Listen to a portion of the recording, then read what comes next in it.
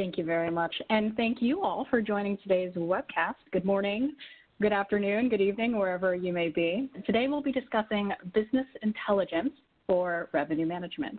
Before we get started, just some quick introductions of your presenters here today. My name is Amanda Quon. I'm a senior business intelligence and analytics consultant with Thorogood, based out of our Boston office, and I've worked with a number of customers, but I'd say primarily within the insurance and the consumer packaged goods or CPG space, and really working with them to build out strategies, roadmaps, and actual end-to-end implementation of BI&A solutions. And I'm Charlie Kirby. I'm also a business intelligence and analytics consultant based out of Philadelphia. I've worked with Amanda on CPG projects. I've utilized tools in the end-to-end Microsoft stack with focuses on the Azure platform and Databricks within the context of a CPG company. For today's agenda, I'll start with a quick intro to Thorogood, for those of you who aren't as familiar with us. And then I'll start actually with a quick review of some of the fundamentals of revenue management. So really ensuring that everyone here on the line comes with the same baseline foundation and context to the revenue management strategy. And then from there, we'll dive right into the actual application of creating business intelligence tools for a revenue management strategy, and then wrap up with some approaches that we've seen taken, some lessons we've learned when implementing these types of tools for our customers, and then finally, ways to help you with some acceleration strategies in implementing something for your own organization. As promised, quick overview of Thorogood. Who are we? We are a business intelligence and analytics specialty consulting firm. We are independent. We work with a wide variety of different technology vendors, et cetera. And we are specifically customer-oriented. So we really take into account and start with listening to our clients and our business users, bringing to the table what we understand the technical possibilities are based off of our experiences, and then come up with opportunities for helping our business users meet their end goals. We operate globally. We are headquartered out of the UK, out of our London office, with additional offices in New York, Philadelphia. We are opening our Boston office in the next few months. Singapore, Sao Paulo, Brazil, and Bangalore, India. The strategies and the services that we do provide to our customers are wide-ranging and really around data, I would say. So not only actual implementations of BI&A systems, but strategies and roadmaps all the way through to the actual training of users on certain tools, all and through to actual maintenance and support of those tools themselves. As I mentioned earlier, because we're independent, we do work with a wide variety of technologies. You can imagine in our industry that these tools are ever-changing, so we need to ensure that our consultants are highly trained and are flexible in learning a lot of these tools as they come into the market. So what we've shown here on the slide is just a sampling of some of the technology vendors, really, that we work with, and for many of them partner with specifically. And we work with a wide variety of customers. I will say we tend to work in these particular verticals that you see here on the slide, so CPG, pharma, retail, and insurance, because they tend to be very data rich and thus see a lot of value in the creation of these business intelligence and analytics tools. But let's get going and talk about revenue management. So let's talk about exactly what that strategy is. What is revenue management? I've got a bit of light reading for you all here. Cross states that revenue management is to sell the right product to the right customer at the right time for the right price. And the emphasis in this quote is my own. Now, you may have heard that revenue management started with the airline industry. And you're right, yes, the official name, revenue management, the solidification of the structure of revenue management did, in fact, start with the airline industry. And it's found its way across many industries over time. But you could argue that some of the core fundamentals of revenue management have been around for many years. Revenue management is generally segmented into pillars or levers, depending on who you speak to. And some customers or some companies will use maybe 4 of those levers, sometimes 5. We've added 5 here. But in any case, you'll be looking at your price, whether it's brand or pack, your inventory of products or your mix, your marketing of that product, promotion management, and then where you're selling that product, through which distribution channels and how, and what are those terms. You can think of many different questions really within each of these pillars that you might want to have answered. And we'll actually discuss some of those questions in a bit more detail later on in today's webcast. But the core questions or decisions that come from each of these levers have been around forever. So if you take, for example, the small child who is selling lemonade from her parents' front lawn, right? She needs to decide if she's selling just one size of lemonade or if she's doing a small, medium, large type of deal. Maybe she's also interested in throwing cookies into the mix as well for the products that she'll be selling. She has to consider when to sell, whether it's cold or hot outside, sunny or cloudy. She has to figure out at what price she's going to sell at, and if she discounts that price based on the weather, for example, or if she has to discount the price because the girl down the street has started her own iced tea stand. So the fundamentals of revenue management, of demand management really, aren't necessarily new. So why has revenue management become so popular as of late?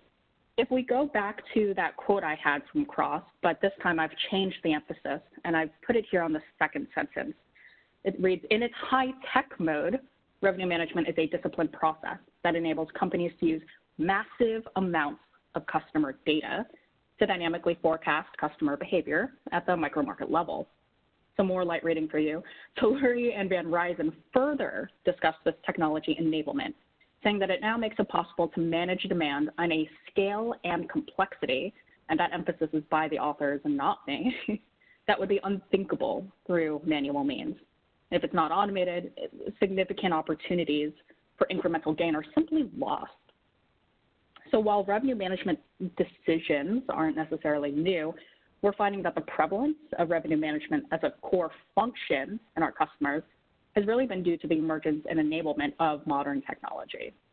You think about the thousands of products that are sold on thousands of shelves across thousands of retail stores in hundreds of countries. Now, take that and imagine trying to make core data-driven revenue management decisions without things like databases or object-oriented programming. And then further, imagine the insights that you can derive through the automated data processing and through things like machine learning. So today's webcast focuses on the opportunities that technology has brought to the forefront within the context of revenue management. So how can you answer those questions against each of the levers of revenue management in today's modern technological world?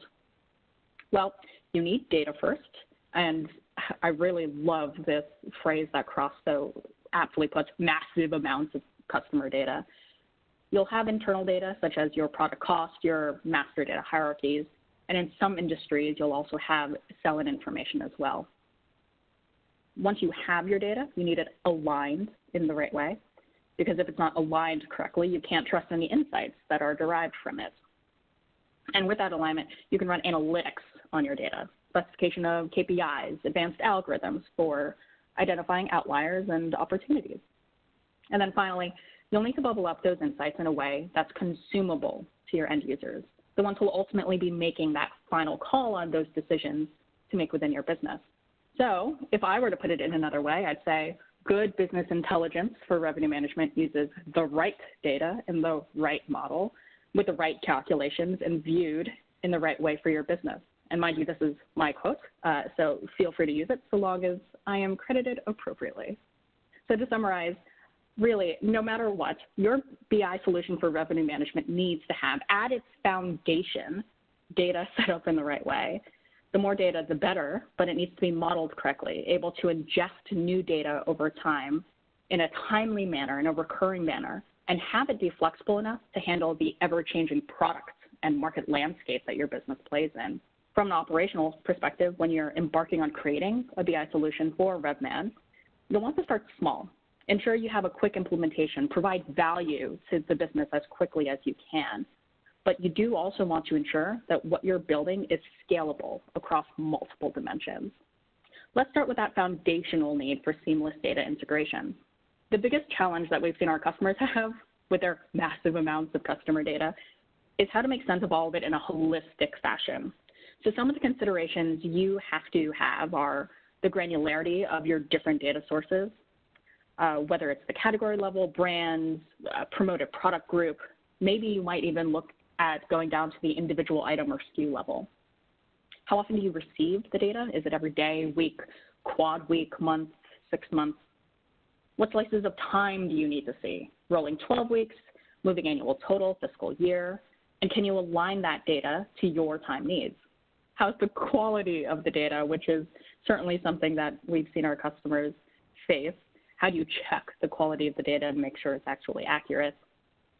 Are the measures defined consistently, accurately, and aligned to how your business would view those metrics? And finally, how is data restated, if at all? Do you have a restatement every month, a full historical restatement every quarter? And how does your potential BI system handle that restatement? The other huge challenge our customers have faced is how to align external data to internal systems.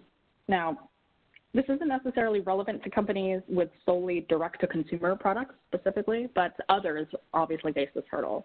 Things like, can you accurately map your product and retailer data to internal hierarchies? Can you allocate to common levels of granularity? How do you handle the lag between sales and then sell-out data? And can your system handle a constantly changing landscape of your competitors, of products, channels, et cetera? I have a quick example here on the slide of how you can potentially combine multiple internal and external data sets, and if mapped correctly, can quickly provide insights to things like your trade promotion effectiveness or your profitability. Note that different business users may want to see their data at different levels of granularity. Marketing, for example, might be fine seeing data at an aggregated view, but a category manager might want to see individual product performance. So these differing business requirements will be important to keep in mind when you're building a flexible back-end data model and flexible front-end dashboards. So let's talk about how to operationally gain those quick insights. So you remember those revenue management levers we mentioned earlier. We found that it's best to start with one of those levers and take a phased approach from there. Now, your choice of lever may be dependent on business priority, data availability, and or business user availability. In any case, you'll always want to ensure that whichever lever you start with, you're keeping in mind the need for the system to scale. What I'll do now is I'll actually hand it over to Charlie to showcase ways in which you can answer questions across each of those levers and ways to visualize your data. Thanks, Amanda. For this portion of the presentation, I'll be playing the role of a marketing analyst at a CPG company, specifically examining dish detergents. As you can see them on the Power BI web app, and we'll be using these visuals to show how you can answer questions that come across these levers. All of this data that we're using is created just for the purposes of this demonstration and has been really just simplified to tell better stories. So to start, we'll examine at a summary level. The purpose of this is to provide overall market context and then find out what the bigger picture is and how it will inform the rest of our approach. We can examine how the market context has changed over time, including how sales volume tracks against volume across all sectors, like revenue here. And as we see in this, we have percent change from year to year. You might also examine how competitors are tracking in this same way, examining their trends.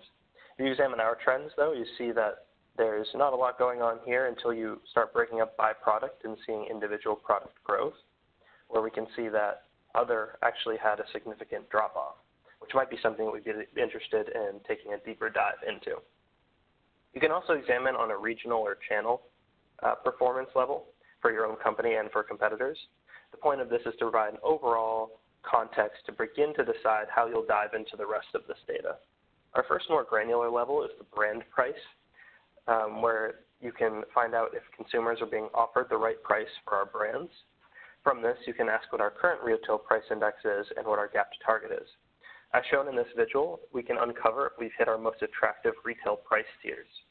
Here we see across 3 channels, our bubble size here is representing our volume. Certain price levels are succeeding more within certain channels, while also we see that in channel 1, this might be a case of cannibalization, which could be worth looking into more because of this potential problem. Our next level is pack price.